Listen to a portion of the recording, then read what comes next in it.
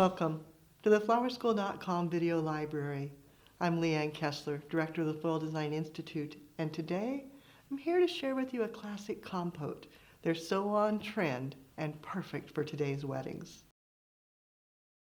As I gathered materials for this video, I sourced everything through florabundance.com. I love their website. You can sort it by season, by color, by variety, and then just scroll through and see everything and pick exactly what you want. Of course, I had to have roses, and I started with garden roses, Yves Paget, added some standard, blueberry, some beautiful tiny spray roses, little guys. They are so grand. It's called Eloquence, that soft lavender color. Then I was going on and I stumbled upon this foliage that I just loved. Look at that color. It's kind of that gray. I thought, what is that? I like that. It's acacia. I knew it as the little yellow blooms. So you maybe have seen that. There was just a little tiny bit on it that had that yellow bloom, but it was coming as just foliage. Has a little softness to it. Super wonderful. Then a little bit of the delphinium, some viburnum, and ranunculus. Oh my gosh, are these just the best things ever? Look at that variegation. It's an imported ranuncula, so it's available much of the year. Super fab. And then scabiosa. This is another one that the color made me think of ultraviolet, the Pantone color of the year. It's a little more intense, a little more burgundy, but it picks up that hue and brings it to this fabulous color palette. If you follow social media, Instagram, Pinterest, you know anything with a foot, that compote style is on trend. This one with the exaggerated height, one of my favorites. Then mechanics, you can do floral netting, but as a commercial florist with delivery and stability and all, it can be advantageous to use foam sometimes. You can do it either way, but for this time, I went ahead and soaked floral foam, anchored it in place with waterproof tape. It's already been treated with flower food, and that way I'm ready to design. No matter what style you create, you always want to start with your elements and principles. So my first step is the lines in the design. And I had this beautiful curvature of the delphinium. So I give it a cut, maybe even twice so that I get a nice arrowhead so it won't spin. And then placing it in at a diagonal, making sure I get it down into the water reservoir. Be a little bit more angled. There we go. And then continuing that line across to the other side using the acacia foliage, cleaning it up, giving it a cut, and then dropping it so that it comes downward. And everything's working into a binding point. My binding point will be right in here. And coming around and repeating the lines so that I get that swooping movement to begin the design. When you place lines, repeating them makes them more important. So adding another delphinium brings the color and also reinforces. Then I want to think about the focal point, the emphasis area, the accent right in here. And that's where I'm going to use the Yves Paget roses because they're so full and lush. Taking off any broken petals, giving it a cut, and then placing it so that I break the line of the container, get down into the water reservoir, and then repeat that, shadowed behind, to add even more importance to the focal point. Now this may sound oversimplified, but once you have your lines and your focal emphasis, it really is just fill in, add contrast, finish out the form, make sure you have unity. So I will start by bringing in another of the Yves Paget and drawing your eye towards the back. So I have everything to the front, but I don't want it to be naked back here. So pulling the color through and coming in with the blueberry rose, letting it come out a little further, down into the foam deeply to the water reservoir, and grouping another with it.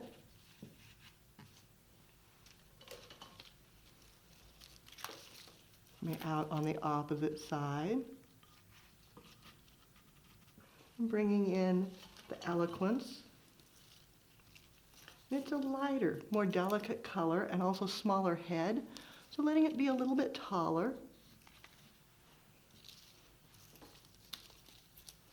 And you can see I'm building upon the triangle, keeping everything going to the binding point, keeping everything grouped a bit so that it creates a casual vibe, a little more contemporary look, and then thinking about front to back and side to side.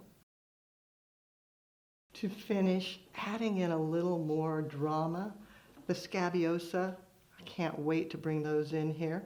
Using the buds first, maybe bringing it up a little bit on this side, almost creating a framing, and a second bud.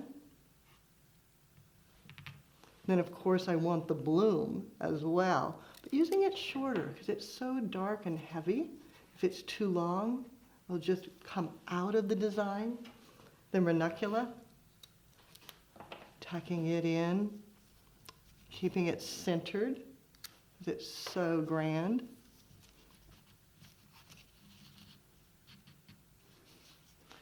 And then the viburnum to get a little more texture, a little more natural look. Letting it come out.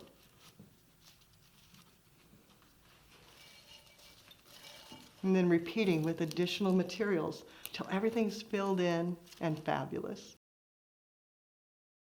Looking at it, you'll see where there's some gaps. You'll see where you need to enhance balance. Need a little more right in the center to add some depth. Maybe a blueberry rose tucked down in there. Below the eloquence to add a little more depth to the design. So some things go high and over, some things tuck low, bringing in a little bit more of the scabiosa so that that depth of color comes in.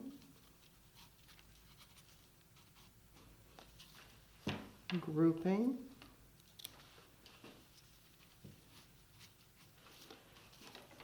Adding foliages, making sure that your mechanics are all concealed.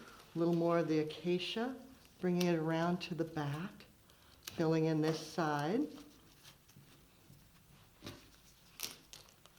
Maybe a little bit right here to carry the color across. Thinking about buds, viburnum, more berries, making sure the back is as beautiful as the front. A little bit more of the delphinium, bringing the buds up towards the back, and then turning at it, looking from the front, from the sides, and the back. When I create designs like this in a compote, it makes me think of going to the art museum, looking at the paintings of the old masters. It was so easy with using the florabundance.com flowers because I could go on and see the colors, see the flowers, and choose exactly what I wanted. Then as I created, you can see how the depth goes front to back, everything's covered, and then I filled in the back a bit too, so that no matter where you look, it is beautiful, coming out to the sides again, and then back around to the front, maintaining the elements and principles, the form, the line, the focal emphasis, the unity, everything that you learn in Flower School. For more creative inspiration, check out the website, flowerschool.com. If you have questions, you can reach us through there or by telephone at 503-223-8089. And of course, I'd love to see what you create. Take a photo and send it to my personal email, or better yet, post it on social media and tag Floral Design Institute so we all can see. For now, it's your turn. Have fun and do something you love.